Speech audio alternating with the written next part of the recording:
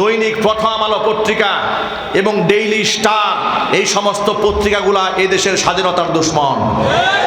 ভারতের পাঁচ আটা গোলাম, কথা বলতে হবে, ঠিক কিনা জন্য বলেন।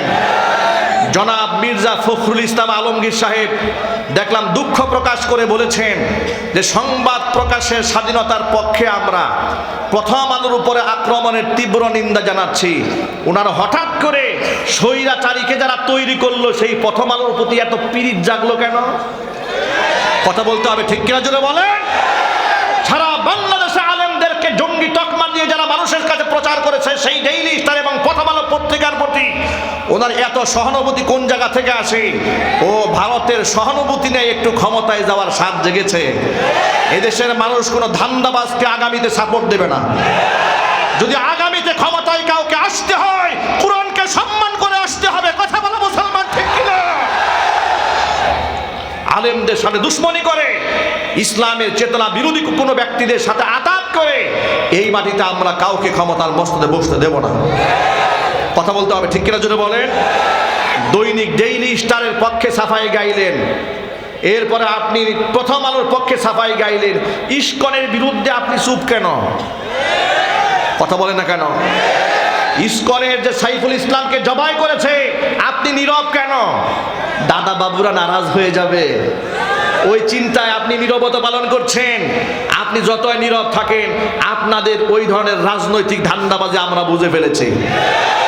আপনাদেরকে স্পষ্ট বার্তা জানিয়ে দেই, এদেশে আওয়ামী জাহিলিয়াতকে এদেশের সাধারণ মুসলমানরা মোকাবেলা করেছে, ছাত্ররা মোকাবেলা করেছে, কারণ তারা ভারতের দাবিদারি করেছে। সামনেও যারা কাফেরদের দাবিদারি করবে তাদেরকে মুসলমানরা জুতা পিটা করে ছাড়বে, জুড়ে বলতে হবে, ঠিক কিনা? মুসলমানেরা এক হয়ে যেতে হবে। সামনের বাংলাদেশ হবে কোরআনের বাংলাদেশ। আলেম ওলামারা ইতিমধ্যে এক হয়ে যাচ্ছে।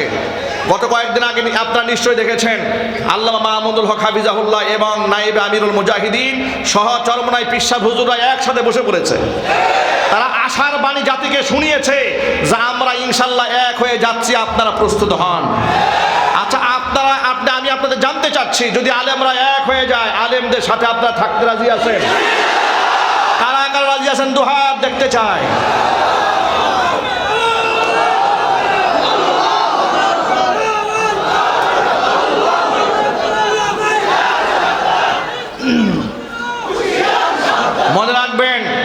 মনে রাখবেন এই দেশের আলেমরা আর বেনামাজির পিছনে দাঁড়িয়ে থাকবে না। মিথ্যাবাদী ঘুষখোর লম্পটদের কাতারে আর দাঁড়াবে না। তারা এখন সৎ নেতৃত্ব চাচ্ছে, সৎ ব্যক্তিদেরকে সামনে আনতে চাচ্ছে, এমনকি এই দেশে কোরআনে কারিমের আহকামাত বাস্তবায়ন দেখতে চাচ্ছে। এই স্বপ্ন আপনারা দেখেন তো ইনশাআল্লাহ। আল্লাহ তাআলা সকলকে কবুল করেন, মঞ্জুর করেন।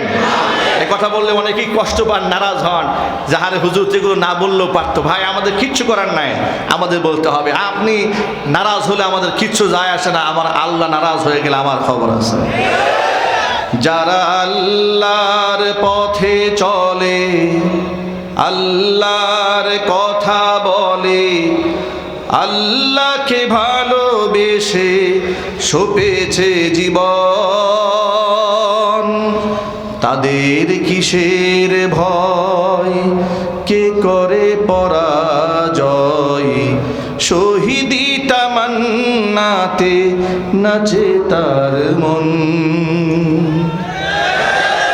যারা আল্লাহর পথে চলে, আল্লাহর কথা বলে, আল্লাহকে ভালোবেসে সপেছে জীবন, তাদের কিসের ভয়, কে করে পরাজয়, শহীদি তামান্নাতে নাচে তার মন।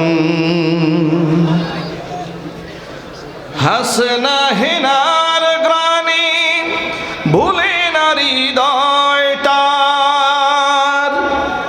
কালিমার মিষ্ক মাখা হৃদয় রয়েছে যার। হাসনা হেনার গ্রানি ভুলে না হৃদয়টার, কালিমার মিষ্ক মাখা হৃদয় ভয় রয়েছে যার, সব পিছুটান ভুলি জিহাদের পথে চলে, সব পিছুটান ভুলি জিহাদের পথে চলে, সে তো তার ঈমান বলে।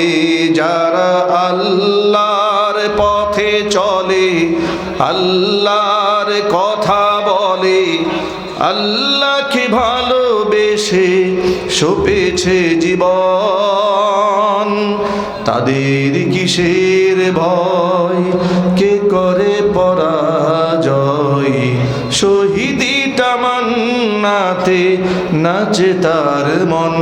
যারা আল্লাহর পথে চলে, আল্লাহর কথা বলে, আল্লাহকে ভালোবেসে সপেছে জীবন, তাদের কিসের ভয়, কে করে পরাজয়, শহীদি তামান্নাতে নাচে তার মন।